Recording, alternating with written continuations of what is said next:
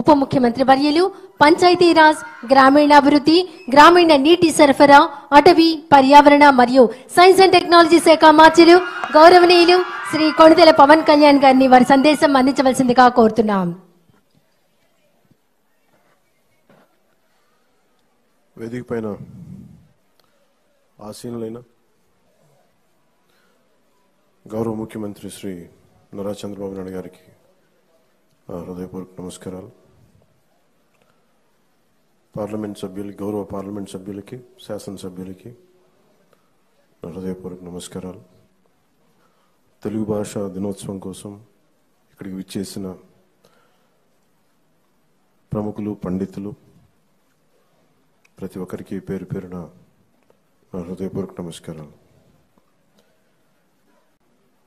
మాతృభాష గురించి మాట్లాడుకోవాలి అంటే మన భాష గురించి మాట్లాడుకోవాలంటే, మన తెలుగు గురించి, మన మాతృభాష గురించి మాట్లాడుకోవాలంటే ఇంగ్లీష్ నేర్చుకోవడం తప్పేం కాదు. దాన్ని కూడా డెవలప్ చేసుకోవాలి. దాన్ని కూడా మనం నిర్లక్ష్యం చేయట్లేదనే దుస్థితికి మనందరం చేరిపోయాం. మన భాష గురించి, మన భాష మీద మక్కువ కానీ మమకారం కానీ చూపించడమే పాపం, నేరం అయిపోయింది. దానికి కారణం మనలోని భయం. అది గత ప్రభుత్వం కొన్ని నిర్ణయాలు తీసుకోవచ్చు. అంతకుముందు ఎవరైనా సరే, ఇట్స్ నాట్ అబౌట్ ఒక ప్రభుత్వానికి కాదు, కానీ ఏ ప్రభుత్వానికైనా సరే బాధ్యత ఆంగ్లం ఇది ఒక సమాజంలో ఉన్న సమస్య అంటే ఆంగ్లం మాట్లాడకపోతే తప్ప వాళ్ళకి ప్రతిభావంతులు కాదు, మేధస్సు లేదనే ఒక దుస్థితికి మనం అందరం ఒక ఆలోచన ధోరణి చేరిపోయింది. దీనిని కొన్ని దశాబ్దాలుగా ఒక్కొక్కరు బద్దలు కొడుతూ వచ్చారు. మనకి తెలుగు వ్యాకరణంగా నేర్చుకోవాలంటే బాగా బాధాకరమైంది ఏంటంటే, స్కూల్స్లో ఉన్నప్పుడు కానీ తెలుగు అధ్యాపకుల్ని వెటకారం చేయటం, సరైన తెలుగు మాట్లాడుతుంటే దానివల్ల ఏదో ఒక కామెడీ, ఒక వినోదం కలిగించే విధంగా ఉంది తప్ప నిజంగా తెలుగు భాష తాలూకు ఔన్నత్యం కానీ దాని గొప్పతనం కానీ అది చాలా పాపులర్ దీంట్లో తగ్గిస్తూ వచ్చాం. మనం అక్కడ మనందరం కూడా దీంట్లో బాధితులే. కేవలం పోయిన ప్రభుత్వం ఒక్కటే బాధ్యత కాదు, మనలో ప్రతి ఒక్కరికి మన భాషని గౌరవం చూపించాల్సిన బాధ్యత మనందరి మీద ఉంది. ఇది నిజంగా చాలా దుస్థితి. ఎన్నిసార్లు మాట్లాడుకున్నా మనం నిజంగా గిడుగు వెంకటరామమూర్తి గురించి, వారి గురించి ఎంతమందికి ఇప్పుడున్న వర్తమాన ఈ కంటెంపరీ గ్రూప్ తెలియకపోవచ్చు యువతకి. ఆయన గురించి చదివినప్పుడల్లా ఎంత కదిలిపోతుందంటే, అసలు చెప్పాలంటే గిడుగు రామమూర్తి గారు అసలు తెలుగు పండితులు కాదు. ఆయన ఇంగ్లీష్ టీచర్. ఆయన హిస్టారియన్. ఆయన విద్యార్థులకి హిస్టరీ, ఆంగ్లం నేర్పించిన వ్యక్తి. ఆయన తెలుగు భాష మీద అసలు ఆయన దృష్టి పెట్టలేదు. కానీ హిస్టరీ దీంట్లో ఏదో ఒక టెంపుల్కి వెళ్తే ఆ టెంపుల్ ఒక ప్రత్యేకమైన ఒక కలిపిన ఒక భాష పత్రాలు ఉంటే ఆ టెంపుల్ మీద అది అర్థం చేసుకోవడానికి ఒక ప్రయత్నం చేసి అప్పుడు ఆయన చదివి దాని మీద అది దీన్ని మరుగైపోయిన భాష, ఇది ఎవరు చదవలేరు, దేవతల భాష అంటే అది కాదని చెప్పి ఆయన నేర్చుకొని, ఆయన మన లండన్ నుంచి కొన్ని మ్యాగజైన్స్ ఇంపోర్ట్ చేసుకొని పర్లాకిమిడి మహారాజు వారి సహకారంతో అవన్నీ చదివి అలా ఆయన పరిశోధకుడు. అలాగే గిడుగు వెంకటరామమూర్తి గురించి చెప్పాలంటే ఆయన మామూలు పోరాట యోధుడు కాదు. ఆయన ఏదో మనం కూర్చోబెట్టి మనకి తెలుగు భాషని ముందుకు తీసుకెళ్ళినోడే కాదు, ఆయన తెలుగు కోసం, తెలుగు జాతి కోసం పరితపించిపోయిన వ్యక్తి. ఎవరైతే తనకు అండగా నిలబడ్డారో పర్లాకిమిడి మహారాజు గారిని ఆయనతోనే గొడవ పెట్టుకున్న వ్యక్తి. అంటే అంత తపన పడిపోయే వ్యక్తి. ఈ రోజున మనం గిడుగు వెంకటరామమూర్తి గురించి, మనం రామమూర్తి గారి గురించి తెలుగు భాషని వాడుక భాషలో తీసుకొస్తున్నాం అనుకుంటున్నాం, కానీ దానికంటే ముందు ఆయన సవర భాష కోసం ప్రయత్నం చేసిన వ్యక్తి. సవర భాష కోసం ఆయన ఎన్ని సంవత్సరాలు వదిలేశారు ఆయన జీవితాన్ని. ఆయన సొంత నిధులు ఖర్చు పెట్టి, అసలు టోటల్గా ఎవరు కలవకూడదు, సవర్లతో కలవలేము, కొండ జాతి వాళ్ళతో పని లేదు, ఈ కుల వివక్ష చాలా పీక్స్లో ఉన్న దశలో, అలాంటి సమయంలో ఆయన సవర్ల కోసం తపన పడి, సవరులు దోపిడీకి గురవుతున్నారు సవర సమాజం, వారి దోపిడిని అరికట్టడం కోసం వాళ్ళకి ఎవరికైనా మన మైదాన ప్రాంతం నుంచి వచ్చి డబ్బులు ఇస్తా ఉంటే వాళ్ళు ఎంత ఎక్స్ప్లాయిట్ చేయబడుతున్నారు, ఎంత దోపిడీకి గురవుతున్నారు ఆయన తెలియక, వాళ్ళకి తెలియట్లేదని చెప్పి వాళ్ళ మీద ఉన్న మక్కువతో ఆయన సవరణకి అర్థం చేయడానికి వాళ్ళు జరుగుతున్న దోపిడీకి ఆయన సవర భాష నేర్చుకొని మరి వాళ్ళలో వ్యాకరణం పుస్తకాలు ఎన్ని కృషి చేశాను. అలాంటి వ్యక్తి, అలాంటి మహానుభావుడు.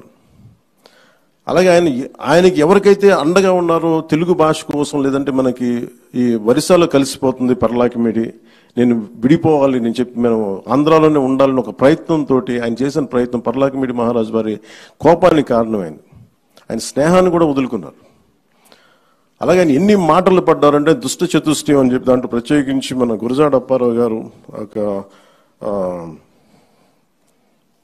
గురజాడ అప్పారావు గారు, అలాగే శ్రీనివాస అయ్యంగారు గురించి అనేవాళ్ళు అంటే సరిగ్గా రన్ని తమిళం తెలుగు మాట్లాడే శ్రీనివాస అయ్యంగారు, ఏట్స్ అంటే ఒక ఇంగ్లీష్ వ్యక్తి, అలాగే గురజాడ గారు, గిడుగు, వీళ్ళందరినీ దుష్ట చతుష్టయం అని చెప్పి ఎన్ని మాటలు పడ్డారు వాళ్ళందరూ కేవలం వాళ్ళు కోరుకుంది మనం మాట్లాడే భాషని మనకి ఇది అంత మామూలు వాడుక భాషని మామూలు సాహిత్యంలో రావాలని ఒక తపన.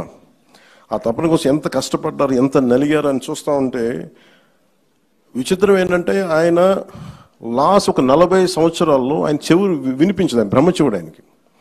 అది కూడా ఎందుకు జరిగింది అంటే ఆయన సవర భాష కోసం, సవరుల కోసం భాష లిపి తయారు చేయడం కోసం ఆయన ఎక్కడో అడవుల్లోకి వెళ్ళి అక్కడ కూర్చొని జబ్బు పడి మలేరియా వచ్చి అక్కడ క్వినైన్ అనే టాబ్లెట్స్ తీసుకొని దానివల్ల వినికిడి శక్తి కోల్పోయి ఆయన తెలుగు భాష ఉద్యమం అంతా ఆయనకి ఈ బ్రహ్మచెవుడితోటి ఆయన చేశారు ముందుకి. అంత కష్టపడ్డ వ్యక్తి. ఆయన మీద దాడులు జరిగినాయి, ఆయన్ని అసలు నలిపేశారు అందరూ, అప్పుడున్న సనాతనవాదులందరూ. వాటన్నిటిని తట్టుకొని నిలబడి ఈ రోజున మనకి వాడుక భాషను ఇచ్చిన వ్యక్తికి నివాళులు అర్పించుకోవడం మనస్ఫూర్తిగా, ఆ అవకాశం మాకు ఈ విధంగా రావటం నిజంగా చాలా చాలా గర్వంగా ఉంది. ఈ గిడుగు వెంకటరామూర్తి గారి ఈ తెలుగు భాషా దినోత్సవాన తెలుగు భాషకి ముందు భాష మాట్లాడే వాళ్ళని గౌరవించాలి. తెలుగు భాష ఎలా బతుకుద్ది అంటే భాష మాట్లాడే వాళ్ళని గౌరవించాలి. ముందస్తులో ఫ్రంట్ లైన్లో ఉన్నది తెలుగు భాష అధ్యాపకులు. ముందు తెలుగు భాష అధ్యాపకులకి ముందు ప్రతి ఒక్కరూ గౌరవం తెలియజేయాలి. స్కూల్స్లో కానీ కాలేజెస్లో కానీ. ఇంకా చెప్పాలంటే మాతృభాషను బోధిస్తున్న వాళ్ళకి జీతభత్యాలు ఎక్కువ ఉండాలి, ప్రభుత్వం నుంచి కూడా ఎక్కువ సహకారం ఉండాలని నేను మనస్ఫూర్తిగా కోరుకుంటున్నాను. అలాగే మొన్న ఒక తెలుగు పండితులు విజ్ఞప్తి చేశారు. ఇది ఈ జీవో MS 77 అని చెప్పి మొన్న రద్దు చేయండి అని చెప్పి ఒక తెలుగు పండితులు విజ్ఞప్తి చేశారు. గౌరవ ముఖ్యమంత్రి గారి దృష్టికి కూడా తీసుకొస్తున్నాను. ఈ జీవో MS 77ని రద్దు చేయమని తెలుగు పండితులు అందరూ కోరుకుంటున్నారు సార్. ఒకసారి మీ దృష్టికి తీసుకొస్తున్నాను. ఇది భాషా పండితులకి తీవ్రమైన అన్యాయం జరుగుతుందని చెప్పి MA Telugu main subject optional సబ్జెక్ట్గా తీసుకున్న వారికి కూడా వాళ్ళు ఈ చాలా సమస్యలు ఉన్నాయి నా దృష్టికి తీసుకొచ్చి అది కూడా ఒకసారి మీ దృష్టికి తీసుకొస్తా ఉన్నాను.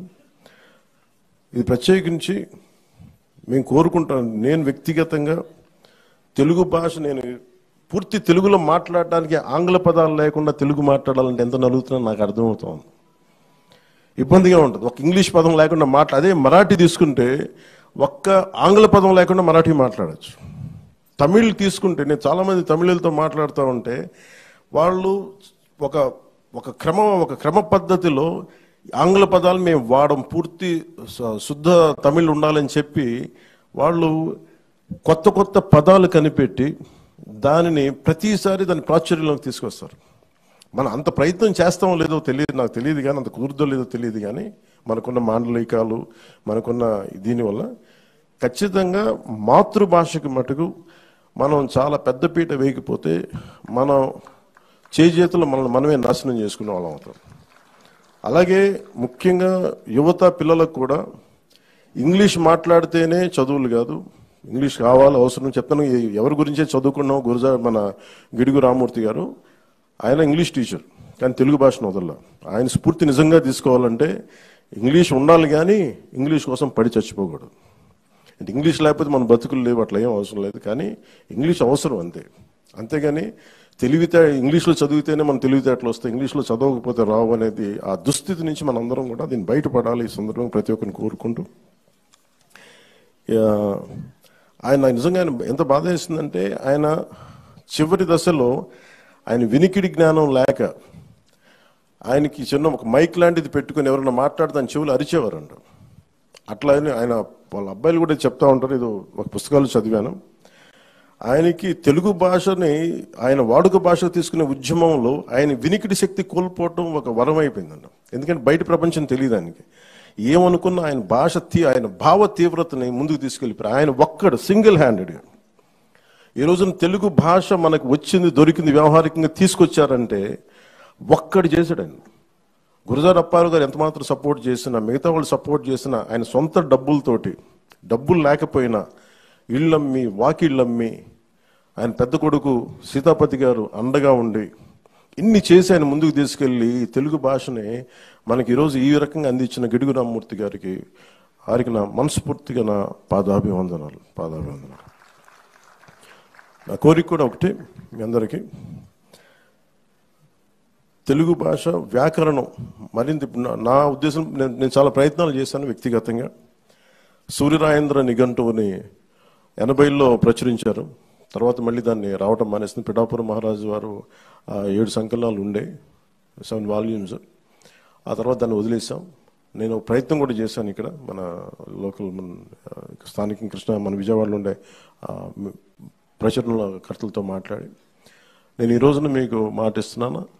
అది ప్రభుత్వం మన చంద్రబాబు గారి దృష్టికి తీసుకెళ్ళి, గౌరవ ముఖ్యమంత్రి చంద్రబాబు గారి దృష్టికి తీసుకెళ్ళి సూర్యరాయేంద్ర నిఘంటువు ఆయన ఈ భాషా దినోత్సవం సందర్భంగా ఈ సూర్యరాయేంద్ర నిఘంటువుని ఖచ్చితంగా ప్రాచుర్యంలో తిరిగి పునర్ముద్రణ జరగాలి. దానికి మనస్ఫూర్తిగా కృషి చేస్తాం, దాన్ని ముందుకు తీసుకొస్తామని మీకు మాటిస్తూ మరోమారు గిడుగు వెంకటరామమూర్తి గారికి వారికి కృతజ్ఞతలు, వారికి నమస్కారాలు తెలియజేసుకుంటూ సెలవు తీసుకున్నాను.